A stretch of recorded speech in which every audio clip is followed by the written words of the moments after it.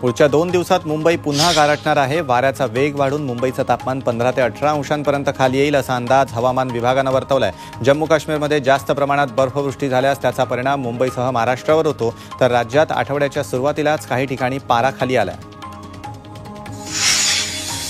नाशिक शहर आणि निफाड तालुक्याच्या पाऱ्यात आज मोठ्या प्रमाणात घसरण झाली। निफाडमध्ये पारा 12 अंशांवरनं थेट 6.5 अंशांवर घसरलाय, तर नाशिक शहरामध्ये 15.4 अंशांवरनं थेट 11.1 अंशावर पारा आलाय। यंदाच्या मोसमातील तापमानाची ही पहिलीच निच्चांकी नोंद निफाडमध्ये करण्यात आली आहे।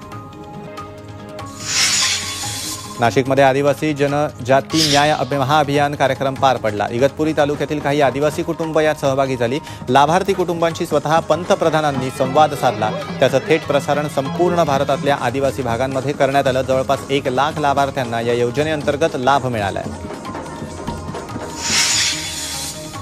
मूर्तिकार अरुण योगीराज यांनी साकारलेल्या मूर्तीची अखेर राम मंदिरासाठी निवड करण्यात आली आहे। कृष्णशिलेवर 5 वर्षीय रामाची बालमूर्ती साकारण्यात आली आहे। राम जन्मभूमी तीर्थक्षेत्राकडनं यासंबंधी ट्विट करण्यात आलंय। 18 जानेवारीला गर्भगृहात ही मूर्ती स्थापित करण्यात येईल। सुमारे 150 ते 200 किलो इतकं या मूर्तीचं वजन असेल। श्रीराम 22 जानेवारी अयोध्या प्राणप्रतिष्ठा सोहळ्याला येणार नसल्याचा दावा बिहारचे मंत्री तेज प्रताप यादव यांनी केलाय। 22 जानेवारीचा सोहळा ढोंग असून तिथे येणार नसल्याचा दावा रामांनी आपल्या स्वप्नात येऊन केल्याचं ते म्हणालेत। तेज प्रताप हे आरजेडी प्रमुख लालू प्रसाद यादवांचे पुत्र आणि बिहारचे उपमुख्यमंत्री तेजस्वी यादव यांचे